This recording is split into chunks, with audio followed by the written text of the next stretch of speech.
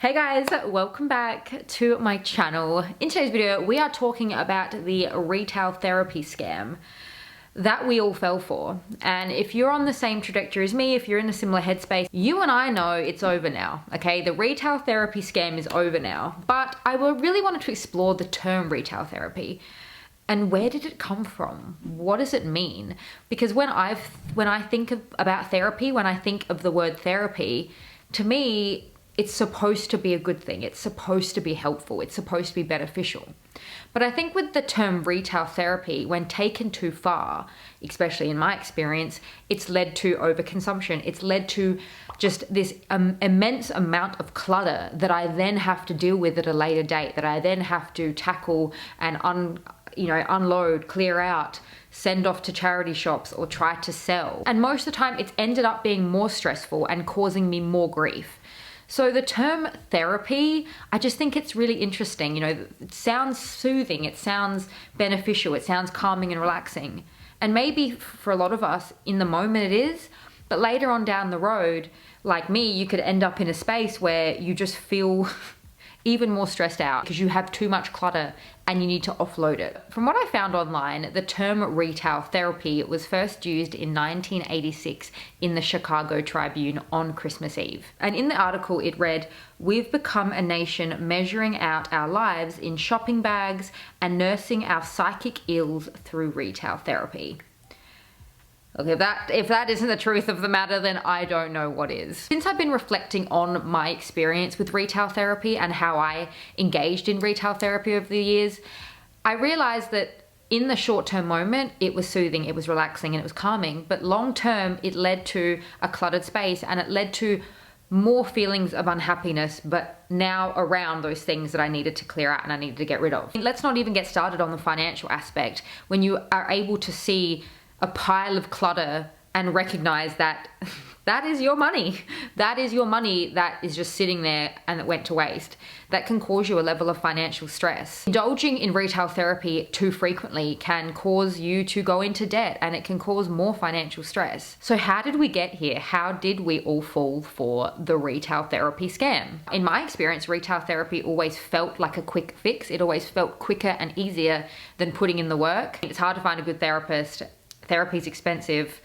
Indulging in some what seems like harmless retail therapy, yes, you're still spending your money, but depending on what you're buying, sometimes retail therapy can actually be cheaper than proper and real therapy. It can feel easier, it can feel quicker, and it can feel cheaper sometimes than putting that work into yourself or trying to resolve a situation within yourself or within your life. And maybe it seems like a better option than antidepressants or meditating or taking the time to work on a situation. Back in the 80s and back in the 90s, before e-commerce and before the internet really took off and was even really around, I think it was easier and it was seen as more harmless to engage in retail therapy, because I do think there were certain parameters and certain restrictions placed on retail therapy that it probably didn't feel as harmless as it does today for you and I and what we see and the results that we're seeing.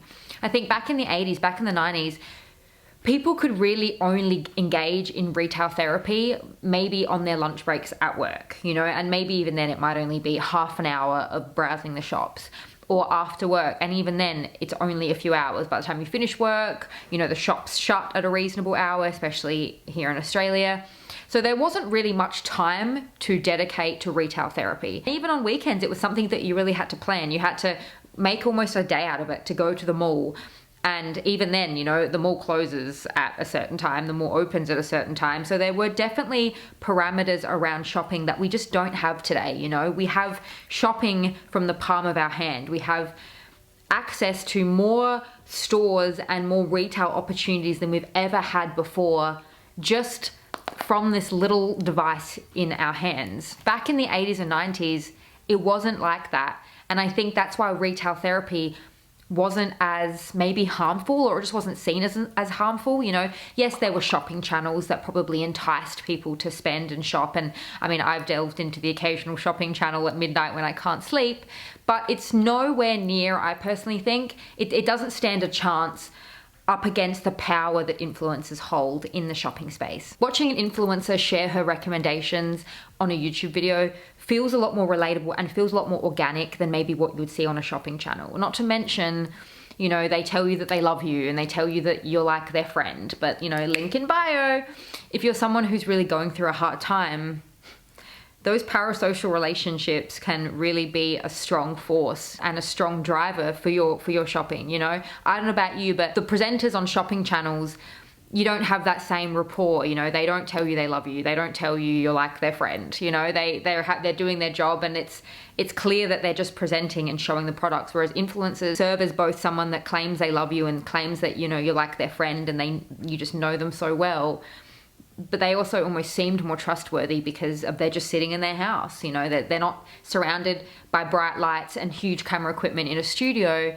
It's just more relatable. We're in a place now in society where we're really deep in e-commerce and we're really deep into influencer culture, that some of us, maybe you and I, have awoken to this idea and started to question the idea that maybe we've all been duped. There is some truth that retail therapy does have some short-term benefits, and there are some scientific evidence out there to support that it does show and it does have short-term benefits. It has been shown that buying can actually increase and boost your mood and also facilitate social connection. However, I do think that doesn't count if you just are sitting in your room alone on your phone, which is how a lot of us engage in shopping in 2023. Retail therapy may activate neurotransmitters such as dopamine and endorphins that improve your mood. So in a way, I guess in the short term, it can be seen as therapy, but there are so many other activities that we can engage in that boost our mood. And I personally think contribute to more of a long-lasting, more stable mood boost. Things like getting out in nature, exercising, being around loved ones,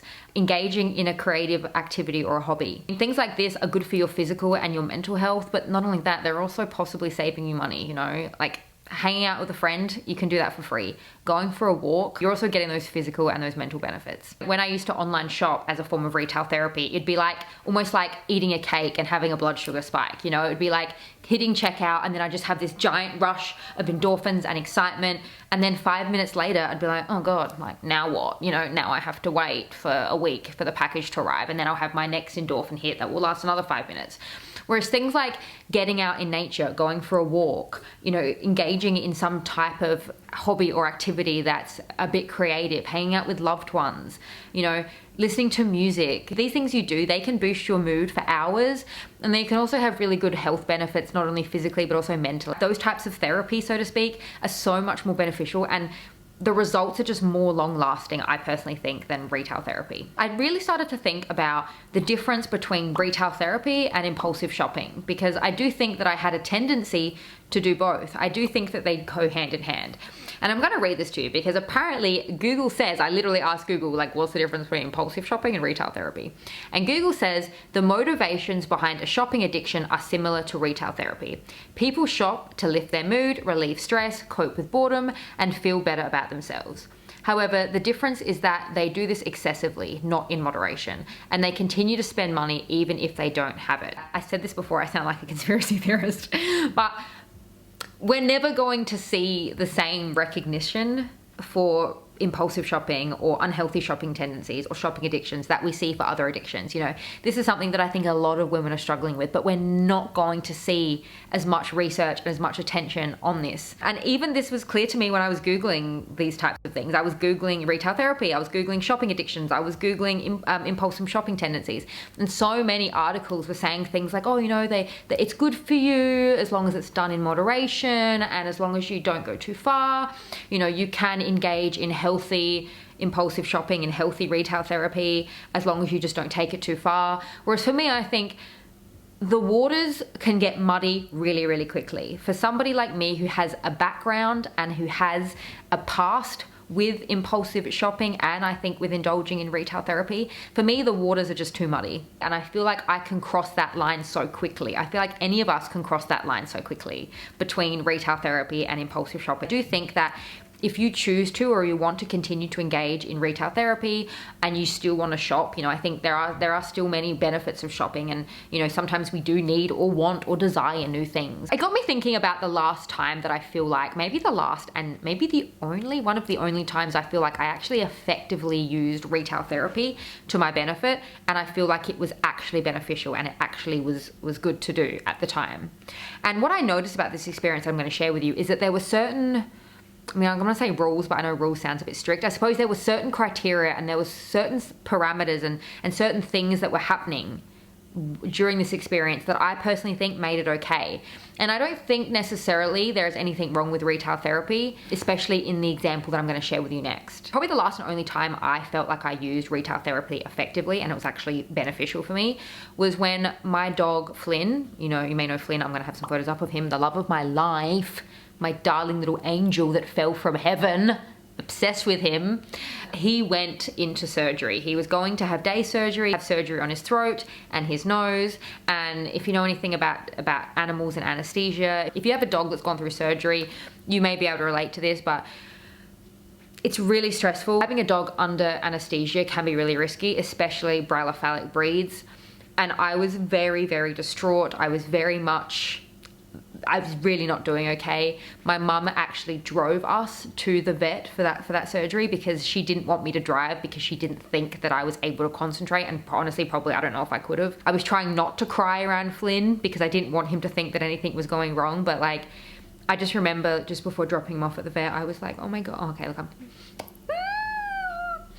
the memories are triggering. I just remember telling him, like, you be a good boy and you come back to me, okay? You wake up today and everything's gonna be okay. You come back, okay? You're gonna wake up for me, right?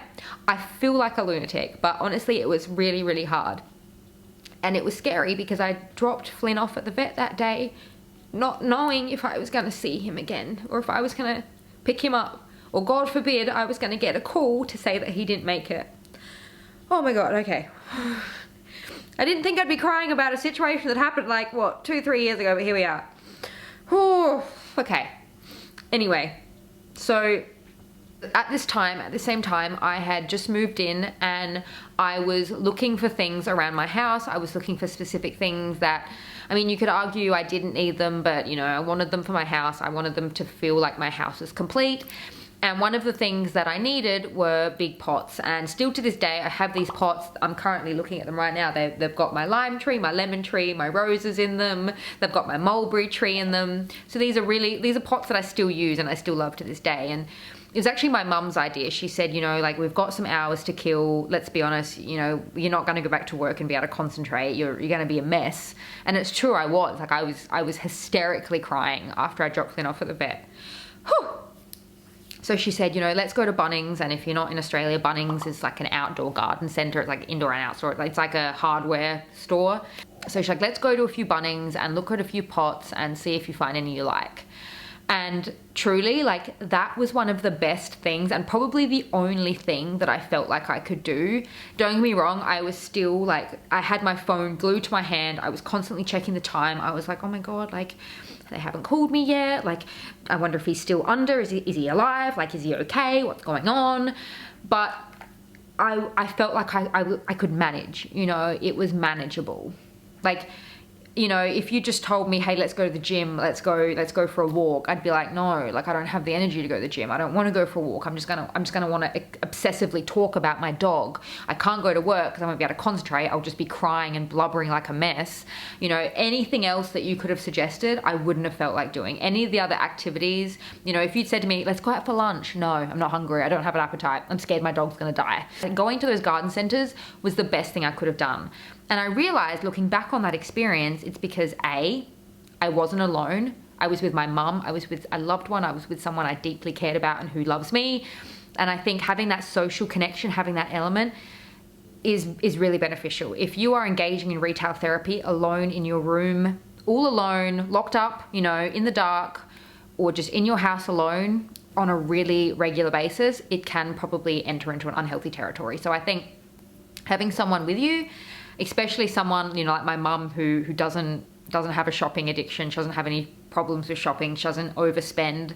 She's really sensible with her money, and she doesn't indulge in frivolous purchases like that. So her idea to go to Bunnings to find something that I actually needed and was actually needed in my home was the best way to go. I also think that it greatly helped that I was out moving, you know, walking around. I was outside. Like I said, these garden centers were outdoors.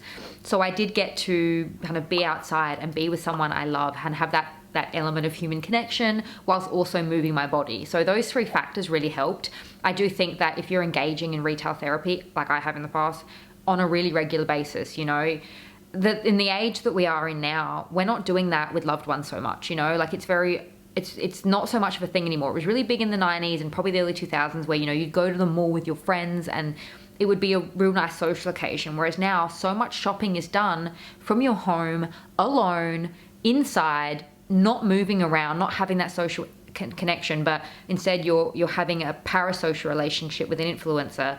It's completely different, and I think they're very different forms of shopping, and I do think one's a little bit healthier than the other. If I didn't go to Bunnings that day with my mum and was outdoors in the sun, if I just came home and sat in my house alone, I can guarantee you I would have bought probably 10 times what I actually did end up buying. But it would have just also been such frivolous, ridiculous, crazy things I didn't even need. It wouldn't have ended well. I also think the other reason it felt beneficial to me was I was using retail therapy for, you know, the circumstance in which my dog was having surgery. And what I realized about that particular situation that was different to all the other times I engaged in retail therapy, and this is now something that I will ask myself in the future, and I really encourage you to ask it, is I think personally, if you are going through a situation or a circumstance that you have no power to change it, or you're in a situation, you know, like my dog with his surgery, I felt helpless. At the time, there was nothing I could do. I was powerless in the situation. I had to just fully let go and just accept that all I could do was wait and hope that he was going to make it out of that surgery okay. And I realized what was different about that time that I used retail therapy and why that was better and felt more beneficial and actually more effective than all the other times I've used retail therapy, most of the times I've used retail therapy, was I think if you are using retail therapy to soothe you and to make you feel better about situations in your life that you actually can change and that you actually have power over, I do think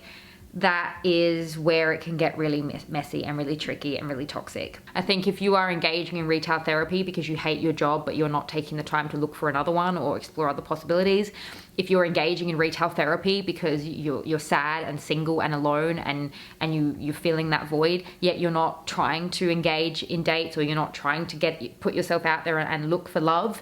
I think if you are engaging in retail therapy but you know you're sad because you're alone and you don't feel like you have concrete friendships that are building blocks of your life, but you're not out there trying to make an effort, engage in different hobbies and try to nourish existing friendships.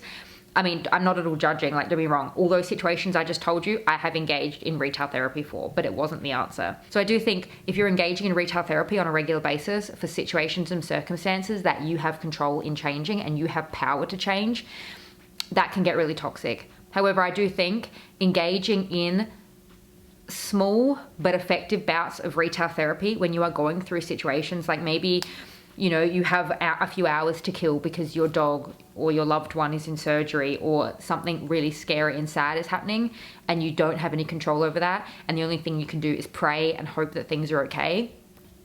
I think engaging in retail therapy for short amounts of time around situations like that and actually kind of shopping a bit more sensibly, hopefully with a loved one, hopefully with someone with a bit more of a level head who can kind of help you and guide you to buy purchases that you actually love and will actually use and will still make you feel a bit more relaxed and kind of take your mind off all what's going on, are the way to kind of go about it. I also want to throw out there that maybe some other parameters that you could use is you could maybe set aside and allocate a certain amount of money a month and allocate a certain day of the month that you will go out and you will engage in retail therapy, but you kind of do it with a little bit more control because you have those funds set aside. I did want to mention that as an example, but I do feel the need to say, just for me on a personal level, again, like you guys know my past, okay, with my past and with my tendencies to, I just feel like that's too risky for me. I don't see that working. I don't see myself being able to engage in that in a healthy way. I think if I put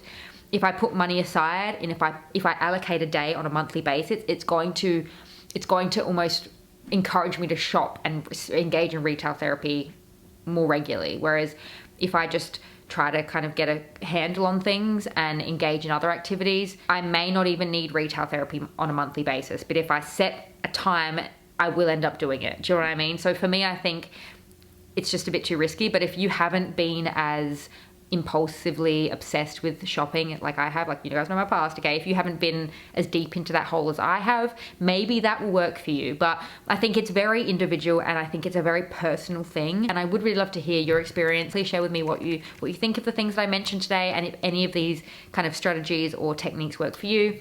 I'm gonna have another one linked to you right here. If you haven't had enough of me just yet, feel free to join me over there. Thank you so much for joining me in today's video, and I will see you in my next one.